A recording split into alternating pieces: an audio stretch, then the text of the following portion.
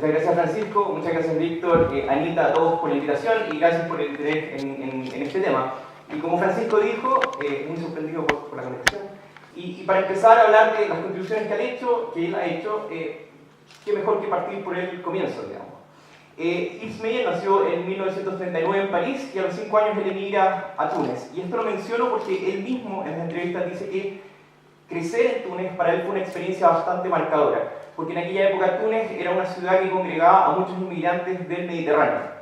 Y de hecho esta experiencia de estar en un lugar donde se combinaban muchas culturas a él lo llevó a definirse como un nómada intelectual. Y eso lo voy a destacar a lo largo de la charla.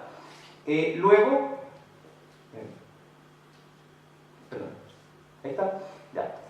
en 1957 entra en primer lugar a l'École Normale Supérieure para estudiar, para hacer sus estudios luego de la licenciatura y completa su grado, de hecho, en simplemente 3 años. Y luego de graduarse, él hace su servicio militar, que en aquella época en Francia era obligatorio, como profesor de enseñanza media, por decirlo así, en la Escuela Militar Britannique Nationale Militaire hasta 1963. Luego de eso, en 1963, él se va a hacer su doctorado a la Universidad de Strasbourg y después de 3 años, él obtiene su doctorado, supervisado por Jean-Pierre Cahan, pero dice que en realidad la tesis él la hizo por su cuenta, o sea, mucho del trabajo que él contribuyó a lo largo de su tesis de doctorado fue gracias a su propio trabajo. Y como pueden ver, luego de graduarse, él tuvo posiciones en distintas universidades de alto prestigio, en l'École Polytechnique, en la Universidad de Paris-Dauphine, investigador senior en el CNRS, y finalmente, en sus últimos años, en l'École Normale Supérieure de Cachan. Y de la misma forma que él tuvo estas posiciones o puestos prestigiosos en muchas instituciones, también a lo largo de su carrera ha sido galardonado por muchos premios que de alguna forma reconocen el amplio espectro de sus contribuciones científicas. Por ejemplo, al recibir el premio Salem en 1970, recientemente el premio Gauss en el 2010 y por supuesto finalmente el premio Nobel en el 2017. ¿Y este espectro en qué consiste? Y lo que uno podría mencionar es que el trabajo de Yves Meyer se puede dividir en 5 etapas, como Ingrid Lovechis presentó o indicó hace un par de años atrás. El primero es cuando él recién estaba saliendo del doctorado, comenzando el doctorado, que se basó principalmente en análisis armónico y teoría de números. De hecho, él fue uno de los primeros que introdujo el concepto de cuasicristal en términos matemáticos. Luego, él pasó a trabajar en operadores integrales singulares y a seguir el programa de Calderón en operadores pseudodiferenciales. Durante ese periodo, él trabajó mucho con Ronald Koopman. Finalmente, o luego de eso, él pasó a trabajar a la teoría de ondeletas. Luego hizo contribuciones importantes en el desarrollo y el estudio de la ecuación de Navier-Stokes durante la década de los 90 y finalmente hay un trabajo reciente en el que él trabaja en distintas áreas de procesamiento de señales, procesamiento de imágenes y ecuaciones diferenciales parciales. Ahora, como ustedes se pueden dar cuenta, cada uno de estos temas da para una charla e incluso para un curso de posgrado de un semestre. Y en realidad lo que yo quiero hacer durante esta charla es centrarme en uno solo de los temas, que es la teoría de ondeletas, que es precisamente la razón por la que el premio Nobel le entrega este galardón. Es por su rol fundamental en el desarrollo de la teoría matemática de ondeletas. Y el punto del desarrollo de la teoría matemática va a ser importante a lo largo de la charla y voy a explicar por qué. Entonces, en realidad esta charla debería llamarse la revolución de ondeletas. No sé por qué tengo un problema con el punto. Pero bueno, debería llamarse la revolución de ondeletas porque ese es el tema en el que me voy a centrar. ¿Y cuándo empieza esta revolución? Esta revolución en realidad empieza en 1975 con Jean Morlet, que era un ingeniero geofísico trabajando para la empresa Elf Aquitaine. Y el problema que él tenía es que él trabajaba con señales de exploración sismológica y a partir de esas señales él quería analizarlas para tratar de determinar la estructura del subsuelo.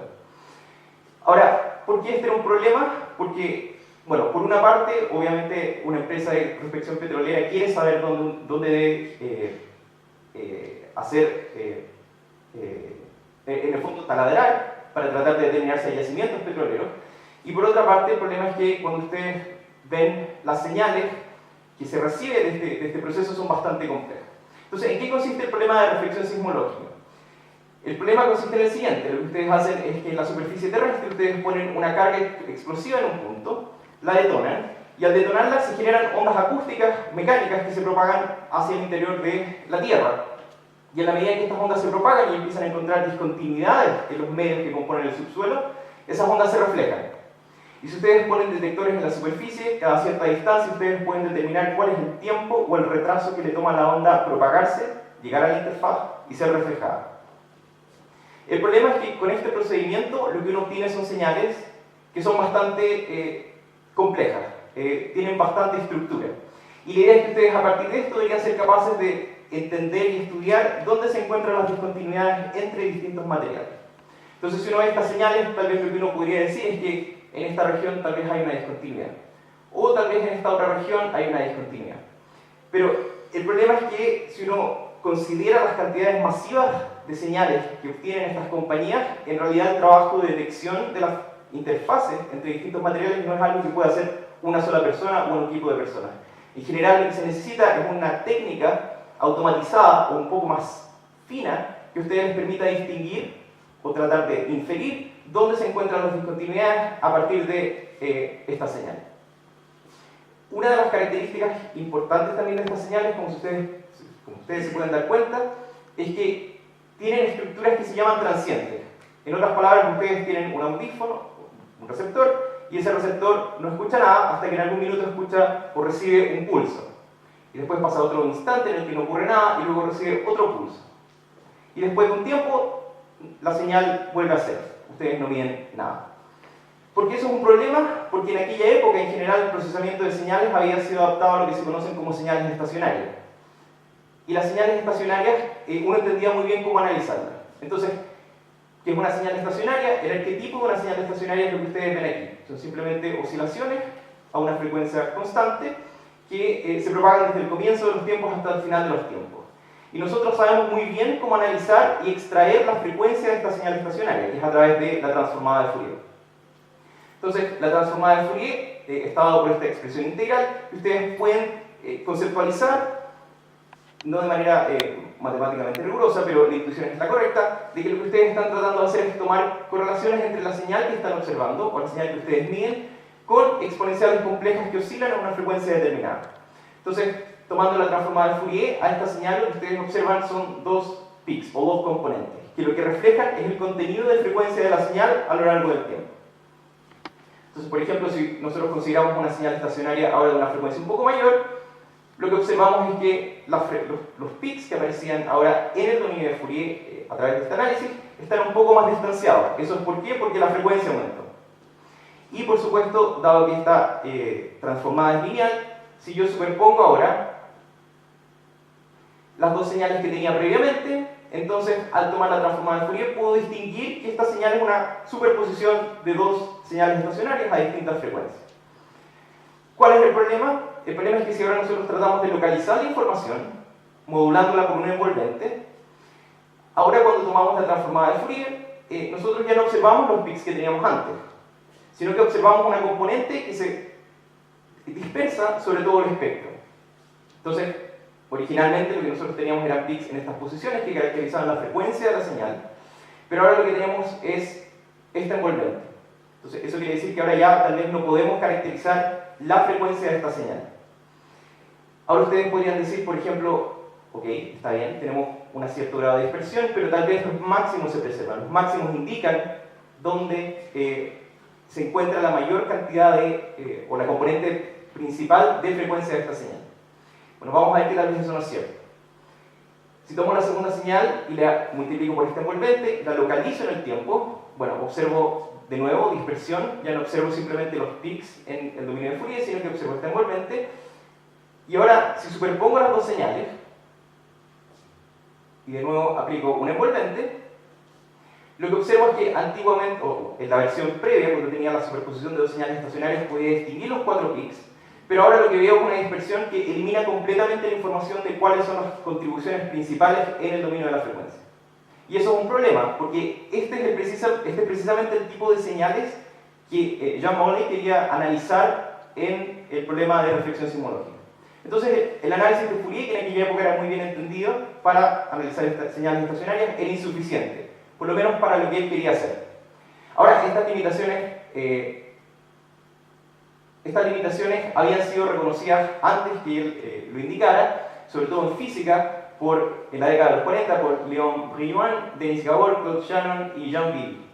Y ellos, en conjunto, y en particular Denis Gabor en 1946, lo que había propuesto era una modificación, una alternativa al análisis de Fourier que se conoce como el análisis tiempo-frecuencia, en el que nosotros ya no tomamos correlaciones de la señal simplemente con una exponencial compleja o que oscila a una frecuencia determinada, sino que correlaciones con exponenciales complejas que están moduladas por una gaussiana o una ventana en un caso general.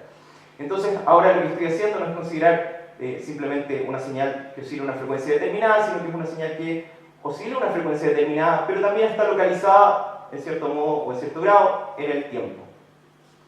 Entonces aquí ustedes observan, estas dos señales están centradas en el origen, y aquí ustedes tienen una señal a alta frecuencia y a baja frecuencia.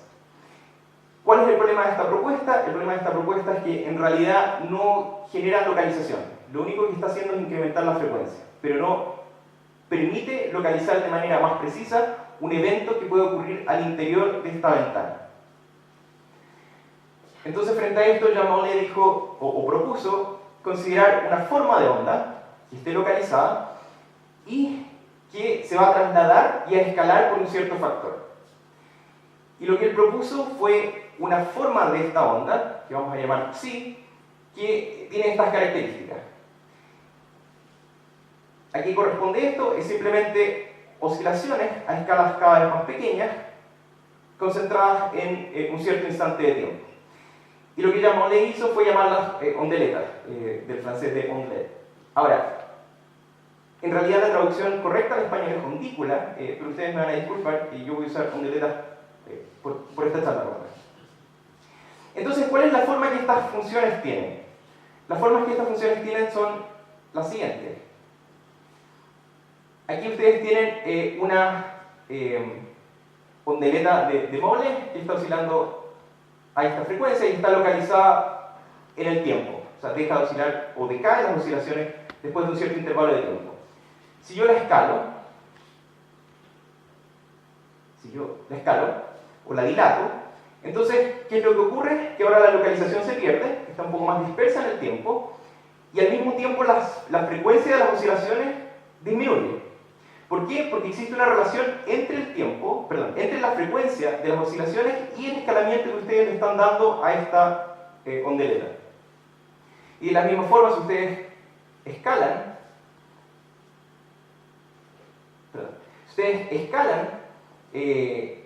o comprimen la ondeleta, ¿qué es lo que obtienen? Algo que está mucho más localizado y está oscilando a una frecuencia mucho mayor. Entonces, de alguna forma, esta conexión de funciones a ustedes les da una capacidad mayor de tratar de localizar eventos en torno a un tiempo determinado que están oscilando a una frecuencia determinada. Y lo que él propone es simplemente considerar lo que se conoce como transformada de ondeletas, que es simplemente la conexión de correlaciones, si ustedes lo quieren interpretar de esa forma, entre una ondeleta a una escala A en una posición B con la señal que yo estoy observando.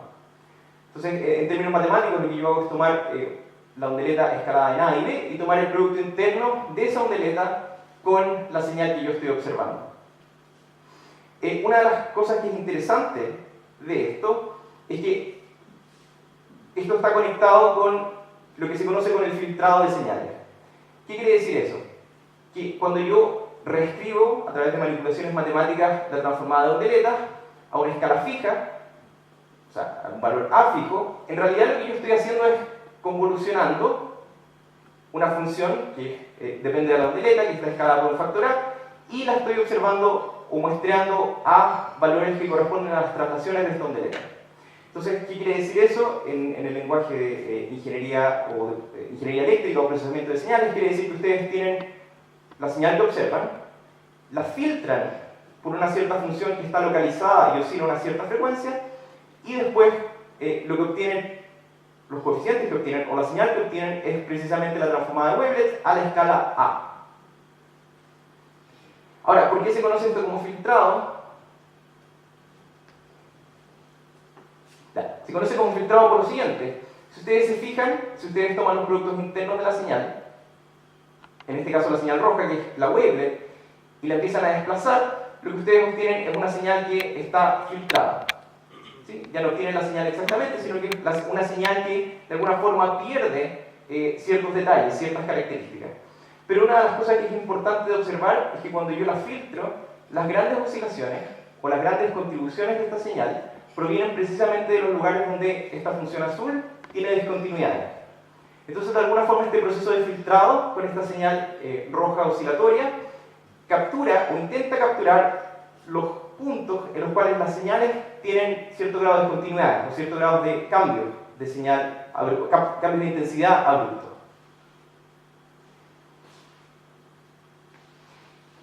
Ahora, eso lo que nos entrega es simplemente una herramienta de análisis. Yo tengo una señal, puedo calcular su transformada de ondetas y eso de alguna forma me da información acerca de la estructura de la señal en un tiempo dado, en un instante de tiempo dado, a una escala determinada.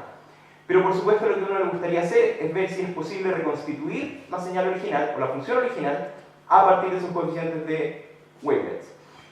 Y Jean Monnet en 1981 comienza a trabajar con Alex Grossman en Marsella, y entre el año 1981 y 1984 ellos desarrollan una fórmula de inversión. Y fórmula de inversión simplemente quiere decir que si ustedes tienen los coeficientes de wavelets y aplican esta expresión, ustedes pueden recuperar la señal original. Eso es maravilloso. Desafortunadamente, el trabajo, como ellos lo propusieron, tenía dos dificultades técnicas y aplicadas. La primera dificultad es de carácter técnico y está simplemente relacionada con el hecho de que los argumentos que ellos usaron para demostrar esta igualdad hacen uso de, o requieren que tanto la señal como la ondeleta sean analíticas y deben pertenecer al espacio H2. El espacio H en este caso es el espacio de Harry. Eso es una dificultad de carácter técnico porque nosotros sabemos que en general las señales que nosotros observamos en la naturaleza no son analíticas, rara vez lo son. Y la segunda dificultad es que si ustedes miran esta fórmula, bueno, esta fórmula involucra dos integrales, una integral sobre las escalas y una integral sobre las posiciones. Y eso obviamente podría ser costoso computacionalmente. Para tratar de evitar esta segunda dificultad, lo que Jean Monnet hizo fue proponer un método de discretización de esta integral, simplemente por sumas de Riemann, y lo que hizo fue considerar una discretización en cajas o paralelepípedos en el espacio de tiempo a escala de esta forma. Y después lo que propuso es que, bueno, uno lo que puede hacer es tratar de reconstruir la señal simplemente a través de una superposición discreta de ondeletas multiplicadas por el coeficiente de ondeletas correspondiente. Y de hecho le escribe explícitamente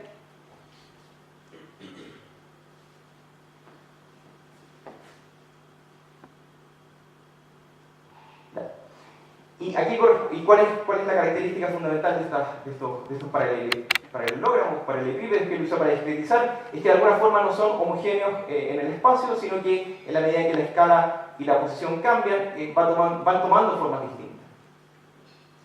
Y lo que él simplemente afirma es que a través de esta forma es posible descomponer una señal en un conjunto discreto de ondeletas elementales y que además lo que uno puede hacer es reconstituir esa señal a partir de esta colección discreta. Y además lo que él dice es que de alguna forma lo que él propone contribuye o bien mejora o es más adecuado para el problema que él quería atacar, que es la propuesta que Dennis ahora había hecho en su propuesta de análisis de tiempo y frecuencia en 1946. Y es en 1984 donde Yves Meyer conoce el trabajo de Jean Monnet y Alex Grossman por casualidad. Y él lo lee y se da cuenta de que es un área de investigación extremadamente interesante, que tiene un alto impacto, que había estado relacionado con la investigación que él había estado haciendo en el programa de Calderón, pero también reconoce que para que esta idea fenomenal tenga algún tipo de impacto, para que sea ampliamente adoptada y para que se pueda entender en un marco conceptual unificado, lo que es necesario hacer es desarrollar una teoría matemática. O sea, no es suficiente simplemente con tener resultados aislados o aplicaciones que son muy específicas, sino que es necesario tener un marco conceptual. Y lo primero que él hace es reconocer en 1985 que la fórmula que Jean Monnet y Alex Grossman habían propuesto está relacionado con lo que se conoce como la fórmula de Calderón, que Calderón la había propuesto en su estudio de ecuaciones diferenciales parciales. Entonces, si uno mira la fórmula de reconstrucción o la fórmula de síntesis que está en esta parte de la ecuación, uno la puede escribir simplemente como una triple convolución y una integral de 0 a infinito a lo largo de las escalas con una medida invariante bajo dilatación. Y si uno analiza esta expresión, lo que uno observa es que si le tomo la transformada de Fourier a U, si tomo la transformada de Fourier al lado derecho, lo que obtengo al final es que la transformada de Fourier de U aparece al lado izquierdo y la transformada de Fourier aparece al lado derecho multiplicada por un factor, por esta integral. Y esta integral depende únicamente de la ondeleta. Entonces, ¿qué es lo que esto quiere decir? Que en la medida que esta integral sea finita, yo de alguna forma tengo una expresión que me permite reconstituir la señal a partir de sus coeficientes de ondeleta. Y esta condición, o esta integral, es lo que se conoce como condición de admisibilidad. Entonces, ahora ya no es necesario tener una ondeleta que es analítica, no es necesario tener la ondeleta que ya le había propuesto, sino que ustedes me pueden dar una función tal que esta integral es finita, da una constante, y a partir de eso yo puedo generar un análisis de ondeleta, y a partir de ese análisis de ondeleta yo puedo reconstituir la señal original.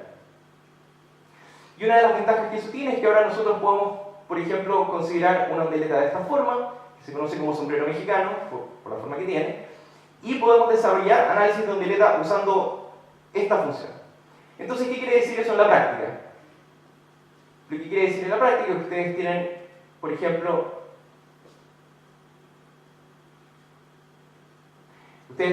una señal, que en este caso, como ven, tiene discontinuidad y tiene una componente suave, y lo que ustedes tienen acá es la ondeleta de sombrero mexicano a una escala 2 a la 0, o sea, la escala de referencia. Si yo quisiera ver los coeficientes de ondeleta a esa escala, lo que tengo que hacer es convolucionar o filtrar esta señal por la ondeleta escalada en un factor 1. Y lo que yo obtengo en ese caso es esta señal. ¿Sí? Y podemos ver inmediatamente que, dado que filtré la señal, perdí información acerca de las discontinuidades. Y la información que preservé es acerca de las estructuras a gran escala, las partes donde la señal es suave. En la medida que yo empiezo a escalar la ondeleta y la empiezo a localizar, ahora ocupando una escala 1 medio, al convolucionar ya empiezo a perder un poco de información respecto a las grandes escalas. Lo que antes generaba una gran contribución ahora tiene una magnitud mucho menor y empezamos a ver que se empiezan a contribuir de mayor manera las posiciones donde hay discontinuidades en la señal. Y este proceso yo lo puedo repetir, ahora escalando la ondeleta aún más, donde ahora puedo obtener, ahora pierdo aún más información acerca de lo que está ocurriendo a gran escala. Y si repito este proceso, finalmente lo que observo es que cuando la escala es muy pequeña, cuando la ondeleta está muy concentrada, la única contribución viene precisamente de las instancias o los instantes de tiempo donde la señal tiene discontinuidades o tiene estructura que no es suave. Y de hecho, si lo volvemos a hacer, si volvemos a comprimir esto, voy a pasar con él. Sí. ¿Qué es lo que observo? Observamos que ahora lo único que contribuye en realidad es las regiones donde hay discontinuidad, efectivamente. Entonces, ¿cuál es el factor crucial en este caso? El factor crucial es la localización de la ondeleta. ¿Por qué? Porque a la medida que la ondeleta está cada vez más localizada, nos permite determinar las regiones donde la señal tiene estructuras transientes, donde tiene discontinuidad, donde es menos regular. Y en general, lo que se hace es cuantificar la localización de la ondeleta a través de lo que se conoce como momentos nulos. Entonces, ¿qué quiere decir en este caso? Quiere decir que esta integral para una cierta potencia de la variable tiempo se hace 0. Y esto está codificado de alguna forma en la condición de admisibilidad que nos dice que si ustedes quieren ocupar una función como ondeleta, esencialmente el momento de orden 0, que quiere decir su integral, tiene que ser igual a 0. O sea, eso quiere decir que si ustedes quieren ocupar o diseñar su propia ondeleta para efectuar este análisis, esta ondeleta lo que tiene que hacer es oscilar y tener promedio 0. Ahora, otra pregunta que existía y estaba abierta es cuál es la naturaleza de esta fórmula de reconstrucción. ¿sí? Porque Jean Monnet simplemente había dicho, bueno, lo que uno puede hacer es discretizar esta integral, tomar un subconjunto discreto de coeficientes, multiplicarlos por las ondeletas correspondientes y reconstituir la señal. La pregunta de por qué esto era cierto o cómo se formalizaba estaba abierta. Y quienes fueron los primeros en tratar de analizar este problema fueron Y. W. y Alex Grossman, quienes usaron teoría de Markov para tratar de entender este problema y tratar de entender cómo uno puede reconstituir U a partir de esta suma discreta. Ahora, esta teoría no fue desarrollada específicamente con este fin, sino que había sido desarrollada por Duffin y Schaeffer en 1952 para estudiar series de Fourier no armónicas. Y simplemente para dar una noción de qué significa esto, lo que quiere decir es que si ustedes tienen una colección de ondeletas, nosotros definimos lo que se conoce como una condición de Markov. Y una condición de Markov simplemente quiere decir que estas wavelets se comportan un poco como bases ortogonales, con un cierto grado de distorsión controlado. Y en este caso, si las wavelets satisfacen esta condición, lo que ustedes pueden encontrar es una fórmula de reconstitución de esta manera, donde si ustedes observan, ahora ya no tengo los coeficientes de wavelets, sino que tengo el producto interno entre la señal y algo que se conoce como un elemento del marco dual. O sea, en otras palabras, ustedes tienen su colección de wavelets y ustedes lo que tienen que hacer es formar o encontrar una colección dual de wavelets para poder reconstituir su señal. Y bajo estas condiciones lo que ustedes pueden demostrar es que efectivamente se puede reconstituir la señal ocupando esta serie discreta. Y cuando ustedes tienen un alfa suficientemente pequeño en esta expresión, entonces la descomposición de wavelets satisface esta condición de Markov. Entonces, en ese sentido, ellos fueron los primeros en formalizar esta noción de que uno necesita simplemente una colección discreta de wavelets para poder reconstituir la señal. Ahora, Yves Meyer lo que hizo fue reconocer dos problemas tal vez con esta propuesta. La primera es que la fórmula de reconstrucción, como ellos lo proponen, depende de los elementos del marco dual. Y el problema es que uno no diseña los elementos del marco dual. Lo que uno hace es diseñar el análisis, la ondeleta con el que uno hace el análisis de ondeleta. Ese es el primer problema. Y el segundo problema es que cuando uno mira la serie que permite reconstituir la señal a partir de los coeficientes de ondeleta, ¿qué es lo que ocurre? Que formalmente uno puede verificar que la convergencia solamente existe en ciertos espacios funcionales. Y en otros espacios, si uno cambia la topología, esa serie puede no converger. Y eso es una complejidad de carácter técnico que de alguna forma tenía que ser... había que responder a esa problemática. Entonces, lo que él propuso fue decir, bueno, tratemos de encontrar wavelets para los cuales no sea necesario encontrar el marco dual. Para los cuales simplemente lo que nosotros tenemos que hacer es lo que Jean Monnet propuso. O sea, en el fondo nosotros tomamos los coeficientes de wavelets y después tomamos una superposición de wavelets para reconstituir la señal. Para eso, lo que él hizo fue inspirarse en la teoría de Littlewood-Paley, que había sido desarrollada en 1930, que lo que hace es, de alguna forma, descomponer la señal en Fourier, ocupando esta suma bastante peculiar, de esta manera. Donde cada una de estas funciones, que son los delta j multiplicado por u, si yo les tomo la transformada de Fourier, lo único que estoy haciendo es, de nuevo, multiplicando la transformada de Fourier por una cierta función que está escalada por un factor 2 a la j. En otras palabras, lo que está diciendo es que cada una de estas funciones es simplemente la convolución de la señal por algo que está escalado a un cierto factor. O sea, se parece un montón a lo que en el fondo el análisis de ondeletas hace. La única diferencia es que esto había sido desarrollado en 1930, casi 50 años antes de que él se enfrentara a este problema. Y la propiedad clave de estas funciones, para que la teoría de Littlewood-Paley fuera, en el fondo, una de las hipótesis fundamentales de esta teoría, es que esta suma de los módulos cuadrados de estas funciones dilatadas a todas las escalas sea igual a 1. Entonces, ¿qué quiere decir eso? Lo que quiere decir es lo siguiente. Imagínense que ustedes tienen esta función, que está acá. Y ahora esta función, lo que ustedes hacen es dilatarla por factores de 2. Entonces lo que tenemos acá es simplemente la superposición de esta señal, o de esta función, dilatada por factores de 2. Entonces aquí está dilatada, está un poco más comprimida, esta es la original, aquí está contraída, etcétera, etcétera. Ahora, si ustedes toman el módulo de cada una de ellas, lo elevan al cuadrado y suman la serie, lo que obtienen es que esto es simplemente la identidad. O sea, de alguna forma lo que esto está haciendo es generar una descomposición de la identidad en el espacio de frecuencia. Entonces, de alguna forma, lo único que yo tengo que hacer, si yo tengo una señal por cada uno de estos factores, y si los sumo, al final simplemente lo que voy a hacer es reconstituir la señal. ¿Cuál es el problema? El problema es que estas funciones son discontinuas en el dominio de Fourier, y una propiedad bastante conocida es que si ustedes miran estas funciones ahora en el dominio del tiempo, van a tener un decaimiento que es bastante lento. Eso quiere decir que la ondeleta asociada a esta descomposición no tiene buenas propiedades de localización, que es precisamente lo que nosotros queremos para capturar la estructura fina de la señal. Entonces, ¿cómo tratamos de mejorar esta construcción para tratar de obtener ondeletas que decaen rápidamente? Y aquí es donde James Meyer trabaja y construye una ondeleta que tiene una forma bastante peculiar. De hecho, ya no es real, como lo que teníamos en la diapositiva previa, sino que es complejo.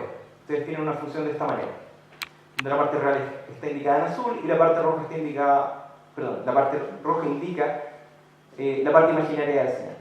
Si ustedes toman el módulo, obtienen algo que tiene estos dos lóbulos, que ahora ustedes pueden demostrar que son suaves.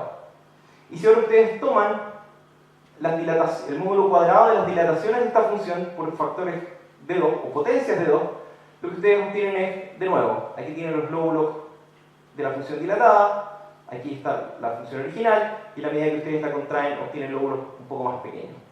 Y lo sorprendente es que ustedes, si lo suman todas ellas, esto se reduce simplemente a 1. O sea, efectivamente esta función que James Meyer desarrolló satisface la propiedad clave que permite obtener un análisis de wavelets y una reconstrucción a partir simplemente de una colección discreta de ellas. ¿Y a qué se parece esta ondeleta? Esta ondeleta se ve de esta forma, que como ustedes pueden ver tiene oscilaciones, es lo que nosotros esperamos, porque una ondeleta tiene que tener un promedio cero, y decae bastante rápido, o sea, está bien localizado. Ahora, esta construcción, luego, después de que James Meyer la propuso, unos años después, se dieron cuenta de que Stromberg había propuesto una construcción similar en 1981, pero en realidad era bastante difícil tratar de extraer esta construcción a partir del paper original de Stromberg, en realidad. Ahora, pareciera ser que esto de alguna forma resuelve el problema de tratar de reconstruir la señal a partir de una descomposición de wavelets y una superposición discreta. Pero si bien nosotros sabemos que la ondeleta está bien localizada, esta ondeleta de Meyer, el decaimiento numérico no es suficientemente rápido, o sea, no está suficientemente localizado. Y lo que ocurrió a partir de ese momento es que otros investigadores empezaron a desarrollar otras técnicas con otros métodos que permiten construir ondeletas que están aún más localizadas. Entonces, por ejemplo, Battle y Lemaitre, junto a James Meyer en 1986, proponen otra ondeleta que es menos regular. Si ustedes se fijan, esto oscila, pero tiene puntos de no diferenciabilidad, que decae mucho más rápido que la ondeleta de Meyer. Está mucho mejor localizada. Y en 1986, Ingrid Noveschis propone otro tipo de ondeleta, que hoy en día lleva su nombre, que tiene la propiedad de que ya no solamente decaen rápido, sino que tienen soporte compacto. O sea, después de un cierto intervalo, son iguales a cero fuera de eso. O sea, tienen perfecta localización, si lo quieren ver de esa forma, en el tiempo. ¿Sí? Entonces, en este caso ustedes pueden ver que la contribución hasta el momento tenemos dos grandes contribuciones de James Meyer al desarrollo de la teoría de wavelets. La primera era dar un marco conceptual claro a la fórmula de reconstrucción que Alex Grossman y Jean Mollet habían propuesto de la transforma de wavelets. Y lo segundo es que dio o formalizó la fórmula de reconstrucción discreta que Jean Mollet había propuesto al diseñar estas wavelets, estas ondeletas a mano. Así que de alguna forma ustedes pueden ver la contribución que James Meyer tuvo al desarrollo de esta teoría, tratando de responder a preguntas que eran de carácter matemático y que él consideró necesarias para que esta teoría fuese adoptada de manera mucho más amplia. Ahora, por supuesto, como suele ocurrir en la ciencia, sobre todo en matemáticas, rara vez los problemas son exhaustos, o sea, rara vez la teoría es completa. Y en aquella época aún existían preguntas acerca de cómo unificar todo este análisis. O sea, cómo tratar de dar un marco conceptual un poco más amplio a todas estas herramientas. Y en 1986, después de que Yves Meyer había propuesto o había formalizado la fórmula de reconstrucción y había propuesto su ondeleta de Meyer, él junto con Stefan Malaz se encuentran en la Universidad de Chicago, en Estados Unidos, para tratar de discutir un poco más acerca de los fundamentos detrás de la teoría de ondeletas. Y esto los lleva a desarrollar el concepto de análisis multirresolución entre 1988 y 1989. Y esto formaliza no solamente la noción de la teoría de ondeletas, sino que además muchas de las teorías que se había desarrollado en ingeniería para el procesamiento de señales e imágenes. O sea, en realidad es toda una respuesta que unifica muchas áreas de investigación que habían estado un poco disociadas. Y para dar un poco la intuición de qué quiere decir el análisis multirresolución, volvamos un poco al año 1912, a la tesis de doctorado de Alfred Hart, quien había ya propuesto una descomposición de ondeletas, que lleva su nombre, que tenían esta forma, que se ven como pulsos rectangulares que cuando ustedes lo dilatan, bueno, se dilata, y cuando ustedes lo contraen, se contrae. Sí, y es fácil demostrar que esta ondeleta genera una descomposición como la descomposición que genera la ondeleta de Meyer, que les mostré previamente. Ahora, ¿qué es lo interesante de esto? Es que es un ejemplo bien concreto de una colección que tiene una propiedad de aproximación. ¿Y qué quiere decir eso? Bueno, supongamos que lo que nosotros hacemos para aproximar una señal es simplemente tomar promedios sobre intervalos de una cierta longitud. Entonces lo que estamos considerando acá es una señal, que aquí ustedes pueden ver la señal, las tres columnas es exactamente la misma, y lo que yo hago ahora es determinar intervalos de longitudes distintas. Y estas longitudes se relacionan unas con otras por un factor de 2.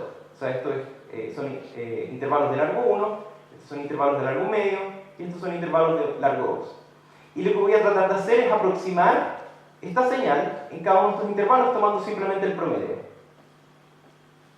Entonces, ¿qué es lo que obtengo en ese caso? Bueno, lo que obtengo es simplemente una función, indicada en rojo, que es constante a pedazos. Y el valor de la constante en cada intervalo lo único que hace es reflejar el promedio de esa función en ese intervalo. ¿Sí? Entonces, ¿qué es lo que estoy haciendo a través de este proceso? Es obtener aproximaciones a distintas escalas. ¿Por qué? Porque cuando tengo intervalos que son muy grandes, obviamente estoy perdiendo información acerca de la estructura de la señal. Todas las discontinuidades que se encuentran en este intervalo las estoy perdiendo debido a que estoy promediando los valores de la señal en ese intervalo. Mientras que si los intervalos son más pequeños, logro recapturar de alguna forma la estructura fina de la señal. ¿Sí? Ahora, ¿por qué esto es importante? Porque yo me podría preguntar cuál es la diferencia entre una aproximación de baja resolución y una de resolución media, digamos. ¿Qué es lo que ocurre si yo sustraigo estas dos aproximaciones? Y lo que obtengo es, bueno, simplemente una diferencia, que no es constante a pedazos. Y si hago lo mismo entre una aproximación de alta resolución y una de resolución media, lo que obtengo es simplemente esta aproximación de detalles, por decirlo de alguna forma. Ahora, lo que es sorprendente es que si ustedes analizan matemáticamente a qué corresponden estas funciones y estas expresiones, son precisamente la descomposición de wavelets de Haar a una escala fija. Entonces, ¿qué quiere decir eso? Que esta descomposición de ondeletas a una escala fija corresponde simplemente a la cantidad de detalles que yo tengo que agregar a una aproximación para encontrar una aproximación a una escala que es un poco mayor. ¿Sí? ¿Por qué? Porque si yo quiero pasar de una aproximación a esta escala a una aproximación de una escala mayor, lo que tengo que hacer es sumar los coeficientes de wavelets justamente a la escala que vincula estas dos aproximaciones. ¿Sí? La idea clave en este caso es que la descomposición de ondeletas aparece simplemente como una diferencia entre aproximaciones a distintas escalas. Y esa va a ser la idea clave. Entonces, ¿qué es el análisis multirresolución? Bueno, la definición es simplemente que es una colección de subespacios de L2 que está que están anidados unos con otros. En la medida que yo incremento el índice, obtengo espacios que son cada vez más pequeños, que si yo obtengo si yo calculo la intersección de todos ellos, obtengo simplemente el 0. Si tomo la unión de todos ellos, obtengo todo el espacio. Si yo tengo una función o una señal en cada uno de estos espacios y la traslado por un cierto factor, me mantengo en el mismo espacio. Si yo escalo una función, me muevo de un espacio al otro. Y hay una condición técnica que simplemente indica que yo puedo encontrar una base bastante particular del espacio de 0 de referencia. Esto es simplemente la definición matemática. ¿Pero qué quiere decir en la práctica? En la práctica quiere decir lo siguiente, que aquí ustedes tienen una colección anidada de subespacios. En la medida que el índice se incrementa, ustedes obtienen espacios cada vez más pequeños, y en la medida que el índice decrementa, obtienen espacios cada vez más grandes. Si ustedes consideran los espacios más pequeños, ¿qué es lo que estoy haciendo conceptualmente? Lo que estoy haciendo es tomando una función y dilatarla por factores de 2. Entonces, ¿por qué los espacios se están haciendo cada vez más pequeños? Porque en la medida que yo dilato, pierdo información de la estructura local de la función. ¿Y por qué obtengo el 0 cuando el índice es arbitrariamente grande? Porque eventualmente estiré la función hasta que obtuve una constante. Perdí toda la información de la señal, lo único que tengo son constantes. Por el contrario, si yo lo que hago es observar ahora si lo que hago yo ahora es observar los espacios de índice negativo, ¿qué es lo que estoy haciendo? Estoy comprimiendo la señal. ¿Y qué es lo que obtengo en ese caso? Obtengo, bueno, descomposiciones o funciones que tienen mayor resolución, tienen más estructura local. Si yo tengo esta función en el espacio de referencia, si la empiezo a comprimir, empiezo a obtener funciones que tienen cada vez más estructura local. Y obviamente si yo obtengo algo que está extremadamente localizado, eventualmente lo que hago es cubrir todo el espacio. Entonces, estos esencialmente son los espacios de aproximación que les mencioné previamente. ¿Sí? Y lo que uno puede mostrar es que si uno toma el espacio de referencia, lo que uno puede hacer es construir una base ortogonal simplemente de escaladas y trasladadas. Esto se parece un montón a la descomposición de ondeletas, pero en este caso no estamos obteniendo el detalle de la función, sino que estamos obteniendo simplemente las aproximaciones a distintas escalas. Y dado que estamos calculando aproximaciones y no detalles, es que esta función se conoce como ondeleta padre. Entonces, de nuevo, volviendo al ejemplo que teníamos, ¿qué quiere decir eso? Que cuando teníamos cuando teníamos aproximaciones a distintas escalas, lo que estábamos haciendo era encontrar descomposiciones de esta forma, donde la ondeleta padre era simplemente una función que es un pulso cuadrado, o sea, es igual a 0 sobre todo el espacio, salvo en un intervalo entre 0 y 1. ¿Sí? Y si ustedes se dan cuenta, si ustedes calculan esta descomposición, obtienen precisamente estas aproximaciones. Entonces el análisis multiresolución por lo que parte no es con la ondeleta, sino que parte con una especie de descomposición de las señales a distintas escalas y genera aproximaciones a distintas escalas. Bueno, entonces, ¿cómo recuperamos a partir de esto la descomposición de wavelets? Eso lo voy a mencionar en un par de diapositivas. Pero antes de eso, solamente para ilustrar las contribuciones de Yves Meyer y Stefan Mala, lo que ellos fueron capaces de hacer es caracterizar esta wavelet padre de una forma bastante específica que permite de alguna forma diseñar no solamente ondeletas padres, sino que además diseñar algoritmos eficientes de descomposición y reconstitución. Entonces los coeficientes de aproximación son los que ustedes ven acá. En la medida que la escala se hace cada vez más pequeña, tengo más coeficientes de aproximación, porque la aproximación es cada vez mejor, mientras que si la escala es mayor, tengo menos coeficientes de aproximación. Ahora, ¿cómo recuperamos wavelets? Bueno, de la misma forma que les mencioné previamente, lo que tengo que hacer es tratar de entender cuál es la información que necesito para pasar de una aproximación de una escala a la aproximación de la escala siguiente. Y eso es precisamente lo que tengo que hacer. Lo que hago es descompongo el espacio BJ como la suma directa entre el espacio B sub j más 1, que está contenido en B sub j, y el complemento ortogonal de B sub j más 1 dentro de B sub j. Y la expansión en ondeletas a la escala j está dado simplemente por la diferencia entre las aproximaciones a distintas escalas. Y lo que obviamente Stefan Mala y Yves Meyer demostraron es que ese es efectivamente el caso, y que es esta propiedad la que caracteriza la descomposición de ondeletas. Entonces tenemos por una parte la idea intuitiva de lo que hacemos, de lo que estamos haciendo es filtrar la señal por una ondeleta a distintas escalas, y eso de alguna forma captura estructura local, y tenemos esta otra interpretación donde las ondeletas aparecen simplemente como la información que yo necesito para pasar de aproximaciones a distintas escalas. Entonces, esto es lo que tenemos en este caso en términos de coeficientes de detalle. Esto, por supuesto, también lo que permite hacer es tratar de desarrollar algoritmos rápidos que uno puede utilizar en la práctica, en los que lo único que ustedes hacen es construir aproximaciones sucesivas a distintas escalas y guardar los coeficientes de detalle. Y a partir de esos conjuntos de coeficientes ustedes pueden reconstituir la señal. En los algoritmos de cascada, donde la transformada de ondeletas discreta debería ser el paso de análisis y la reconstrucción el paso de síntesis. Y de nuevo, para enfatizar el trabajo de Ipps-Meyer, él también contribuyó al desarrollo de ondeletas ya no en una dimensión, sino que en más de una dimensión, 2 o más dimensiones. Ahora, en el tiempo que me queda, ¿cuántos minutos me quedan más o menos? Como 10. 10, ya. Entonces, muy brevemente les voy a mencionar algunas aplicaciones que tiene toda esta teoría y por qué tuvo tanto impacto en las ciencias aplicadas. Lo primero tiene que ver con regularidad. Entonces, ¿qué quiere decir eso? Que a través de la descomposición de ondeletas de una señal, ustedes efectivamente pueden determinar las regiones donde hay discontinuidades mirando simplemente los lugares donde los coeficientes de ondeleta decaen lentamente.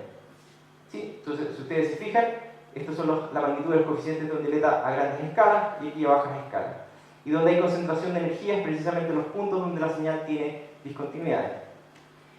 Y lo que Ipps-Meyer hizo y a lo que contribuyó fue tratar de caracterizar precisamente la regularidad en términos de ser una función alfa-Lipschitz en términos del decaimiento de los coeficientes de ondeleta. Entonces, una función es alfa-Lipschitz en un punto si ustedes la pueden aproximar por un polinomio con un error que está bien controlado.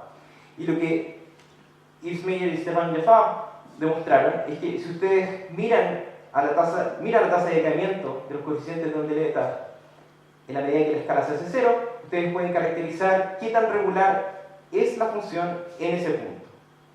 Y eso es simplemente la formalización del concepto que teníamos originalmente, de que a escalas pequeñas la información que contribuye, o la estructura que más contribuye a la descomposición, está relacionada con las discontinuidades o la falta de regularidad de la función en cada punto. Y además, desde un punto de vista de interés matemático, lo que es importante también es que no solamente se puede caracterizar si una función es alfa-Lipschitz, sino que además si pertenece a muchos espacios funcionales clásicos. ¿Sí? Ahora, tal vez otra de las aproximaciones, o otras de las contribuciones o el impacto que tuvo esta teoría fue en términos de aproximación. ¿Por qué? Porque ustedes se fijan, cuando yo empiezo a disminuir la escala, los coeficientes que empiezan a contribuir son cada vez menos y están concentrados en las regiones donde hay discontinuidades. Si ustedes observan una imagen y toman la descomposición de ondeletas, lo que observan es que una gran cantidad de los coeficientes es igual a 0 y muy pocos de ellos contribuyen en realidad a la imagen. Entonces podemos hacer el siguiente experimento. Supongamos que tenemos esta imagen y tomamos su descomposición de ondeletas. ¿Sí? Aquí seguramente todos ustedes ven una imagen negra, pero si ustedes se fijan, en esta región, arriba a la izquierda, hay unos pocos coeficientes que se ven con intensidades que no son negras, sino que son cercanas a blanco. O sea, efectivamente hay contribución. Y si ustedes ordenan los coeficientes de ondeletas por magnitud, lo que observan es que solamente el 5% de ellos contribuye de manera significativa a reconstituir esta imagen. Y de hecho, si ustedes tratan de reconstituir la imagen simplemente con el 5% de los coeficientes de magnitud más grande, obtienen básicamente la misma imagen. Ahora, obviamente, esta es una imagen que es un poco diseñada a dedo, o sea, no se compara con las imágenes que uno observa habitualmente. Pero si ustedes tienen una imagen natural, como lo que tenemos aquí, de nuevo al ver la composición de ondeletas, ustedes ven que hay solamente una pequeña contribución de algunos coeficientes y la gran mayoría de ellos no contribuye esencialmente a esto. Ahora, si ustedes ordenan los coeficientes, de nuevo pueden observar que hay un decaimiento, pero ya no es tan grande como el que teníamos antes. ¿Y eso por qué es? Bueno, es porque esencialmente esta imagen tiene mucha estructura a bajas escalas. ¿Por qué? Porque tiene textura. ¿Sí? El follaje de los árboles contribuye de alguna forma a la estructura a pequeñas escalas. Pero de nuevo, si ustedes tratan de reconstituir esta imagen simplemente con un 5% de los coeficientes más grandes, ¿qué es lo que obtienen? Obtienen una imagen que perceptualmente es casi idéntica a lo que teníamos originalmente. ¿Dónde perdemos información? Perdemos información simplemente, de nuevo, en las regiones donde hay mucha estructura a pequeña escala, o sea, la textura en ese caso. Si ustedes pudieran ver la imagen de cerca, ahí es donde hay pérdida de información. Y uno de los primeros casos aplicados, donde esto encontró una aplicación de alto impacto, fue en el FBI. ¿Por qué? Porque el FBI tiene bases de datos de huellas digitales, que son en una cantidad enorme de ellas, y obviamente si ustedes las quieren almacenar y hacer comparaciones entre ellas, no quieren manipular archivos que son muy grandes. Entonces en ese caso es necesario tratar de representarlas de la manera más eficiente posible. Y en el 1995 el FBI cambió el estándar de compresión que tenía en aquella época, que estaba basado en la transformada de coseno discreta, por una descomposición basada en ondeletas. Y eso fue lo que dio origen en el futuro, o sea, a finales de la década de los 90, al estándar de compresión JPEG 2000.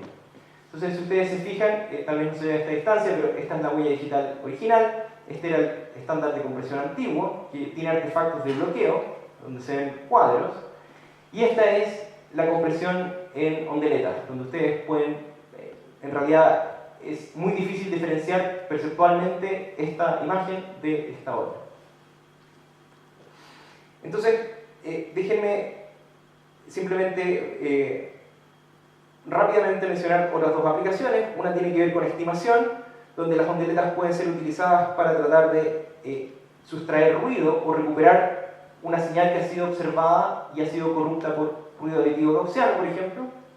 Esta fue una teoría que fue desarrollada en 1995 por David Donoho y Ian Johnston, y que muestra que la descomposición de wavelengths en realidad es la mejor forma que uno tiene, en un cierto sentido riguroso, para tratar de estimar o recuperar esa señal ruidosa utilizando estimación de los coeficientes de wavelengths. ¿Sí? Y las reglas de estimación, hay dos, una se conoce como hard thresholding y la otra como soft thresholding, tiene propiedades distintas, pero conceptualmente lo que tratan de hacer es reducir los coeficientes de wavelength que son muy pequeños a cero, y eso a ustedes les permite de alguna forma reconstituir una señal que ha sido corrupta por ruido aditivo gaussiano. Y finalmente, otra aplicación de la transformada de ondeletas, que es mucho más reciente, tiene relación con esta pregunta, que es la siguiente: si necesitamos solamente una fracción de los coeficientes para representar la imagen, ¿por qué medimos toda la información para representar la imagen? ¿Sí? Si yo necesito el 5% de los coeficientes de esta imagen para representarla de manera perceptualmente equivalente, ¿por qué no simplemente mido el 5% de los coeficientes? ¿Por qué tengo que medir todos los píxeles? Y esto lleva... Bueno, y este tipo de preguntas es importante en una aplicación concreta, que es en resonancia magnética, porque en ese caso medir todos los coeficientes para generar una imagen es extremadamente costoso y limita el uso de la técnica para pacientes pediátricos. Entonces, en ese caso es importante no adquirir toda la información necesaria para reconstituir esta imagen, sino que simplemente una fracción de esa información. ¿Sí? Y uno se puede preguntar, bueno, ¿es posible tratar de recuperar esta imagen simplemente buscando aquella imagen que tiene la menor cantidad de coeficientes de wavelengths distintos de cero posible, que sea de alguna forma consistente con las observaciones que yo tengo? Y lo que es interesante es que en la última década se desarrolló una teoría que permite caracterizar condiciones bajo las cuales uno efectivamente puede reconstituir esa imagen a partir de información incompleta, si lo que uno hace es buscar aquellas imágenes que tienen pocos coeficientes de ondeleta. Y por supuesto hay muchas otras aplicaciones de las que no tuve el tiempo de hablar. Y para terminar quería decir dos cosas. Lo primero, algunas referencias. Muchas de las referencias en ondeletas han sido escritas por Yves Meyer y colaboradores. Estos son tres de los libros que son referencias en los aspectos matemáticos, en particular en los aspectos más aplicados de la teoría de ondeletas. Este es el libro de Ingrid Doeschig, que sigue siendo un estándar en el estudio de la formulación matemática de la teoría de ondeletas. Y este es el libro de Stefan Malak, que en realidad comprende una serie de aplicaciones que van mucho más allá de lo que yo pude presentar hoy día. Y con lo que quería terminar es simplemente con una frase de de Yves Meyer, que es la siguiente, sobre todo para los alumnos que están en la audiencia. Me encantaba atacar un problema a manos limpias, sin armas, a manos limpias, solo la pelea de verdad. Y encontrar ideas completamente distintas a las ideas tradicionales usadas para ese problema. He hecho eso toda mi vida. No se lo recomendaría a un estudiante, es peligroso comportarse así. ¿Y por qué quiero concluir la presentación con esa cita? Es simplemente porque, como yo les dije en un comienzo, Yves Meyer se declaraba a sí mismo como un nómada intelectual. Y de alguna forma el trabajo que él ha hecho a lo largo de su carrera refleja eso. Él siempre se encontraba constantemente buscando problemas nuevos en áreas nuevas. Y de alguna forma es gracias a las contribuciones que ha hecho en esas distintas áreas, una de las razones fundamentales por las que lo galardonaron con el premio Nobel este año. Y con eso concluyo y les doy las gracias por su atención.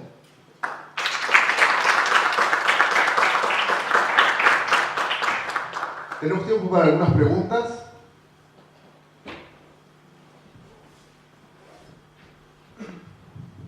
Hola, una parte al principio de la charla sobre las ondas localizadas y de cómo se perdía información a gran escala, pero se ganaba información de las discontinuidades, me recordó un poco a funciones de ondas y al principio incertidumbre. ¿Tú sabes si esto se ha aplicado a la mecánica cuántica? Sí, efectivamente, o sea, muchos de los primeros desarrollos en la teoría de ondeletas, sobre todo por Alex Grossman y Ingrid Dovelchik, que los dos estaban estudiando física, están relacionados con los estados coherentes. Ahora, yo no soy experto en estados coherentes, pero esa fue una de las motivaciones y eso tiene relación con qué es lo que ocurre cuando uno trata de expandir estados cuánticos en una base que no es ortogonal, sino que tiene cierto grado de redundancia. Esa es una de las motivaciones. Respecto a la otra parte de la pregunta, que tiene que ver con el principio de incertidumbre, efectivamente hay un intercambio entre tener información localizada en el espacio y tener información localizada en la frecuencia. Entonces, efectivamente, cuando yo mencioné al comienzo el análisis tiempo-frecuencia y lo que Gabor había propuesto, ahí uno sí tiene claramente un intercambio bastante concreto, porque de hecho una de las razones por las que se usa la ventana gaussiana es porque tiene la mejor localización posible, tanto en frecuencia como en tiempo. Y obviamente uno puede aplicar ese mismo análisis para tratar de entender o conceptualizar lo que está haciendo la descomposición en wavelets, pero no tuve tiempo de mencionarlo. Pero es cierto, o sea, tiene conexiones con mecánica cuántica y tiene conexiones con el principio de incertidumbre. ¿Más preguntas?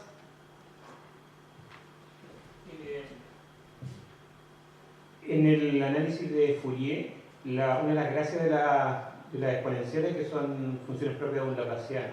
¿Hay un operador diferencial aquí análogo para wavelets? Esa es una buena pregunta. Lo que sí sé es que la descomposición de wavelets tiende a casi diagonalizar operadores singulares de Calderón. ¿Por qué? Porque los operadores singulares de Calderón tienen precisamente una singularidad, lejos de esa singularidad tienden a ser suaves, y por lo tanto en ese caso lo que uno tiene es una descomposición que no es exactamente en términos de valores propios, pero sí de alguna forma concentra la energía en torno a la diagonal, por darle un nombre. Entonces es como la mitad de la respuesta a la pregunta. No sé si hay un operador tal que wavelets diagonalice exactamente ese operador, pero wavelets hace un muy buen trabajo intentando diagonalizar operadores singulares de Calderón. ¿Alguna última pregunta? ¿Víctor? A propósito del problema de la percepción, o sea, de la reconstrucción de imágenes, ¿ya? Y que el hecho de que se necesitan tan pocos para reconstruir de una muy buena manera una imagen bastante compleja. ¿Hay algún paralelo entre lo que sucede aquí, en este ámbito de la teoría o de las aplicaciones de wavelets, y lo que se sabe de la percepción de señales en seres vivos? O sea, estoy pensando en el problema de la visión, de la audición, que finalmente también son problemas de reconstrucción de señales, y si hay algún correlato entre el hecho de que nuestro organismo de alguna forma necesita un pequeño número de coeficientes para reconstruir, o somos en el sentido que tú mencionaste ineficientes. Sí, ese es un excelente punto. O sea, hay una conexión que desafortunadamente no te puedo dar la visión macro, pero David Marr, que es él escribió mucho acerca de cómo conceptualizar la percepción. Hay una serie de neuronas que son muy especializadas para tratar de identificar ciertos cambios en intensidad de luz que llega al ojo humano. Y se han hecho estudios donde algunas de esas formas, que el ojo humano está muy bien diseñado para censar, tienen precisamente la forma de wavelets localizados y en ciertas direcciones. Y eso tiene que ver con la corteza óptica y los centros neuronales que existen a lo largo de ella.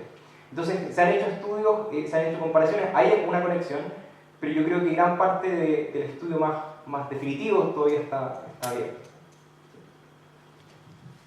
Ahora, también es cierto que en muchos casos señales que parecen ondeletas, wavelets, aparecen naturalmente, o sea, los potenciales de activación, hay muchos fenómenos naturales. O sea, Andrea tal vez tiene más información, pero por ejemplo en los algoritmos que se usaron para detectar las ondas gravitacionales hay una componente que usa wavelets, porque pareciera ser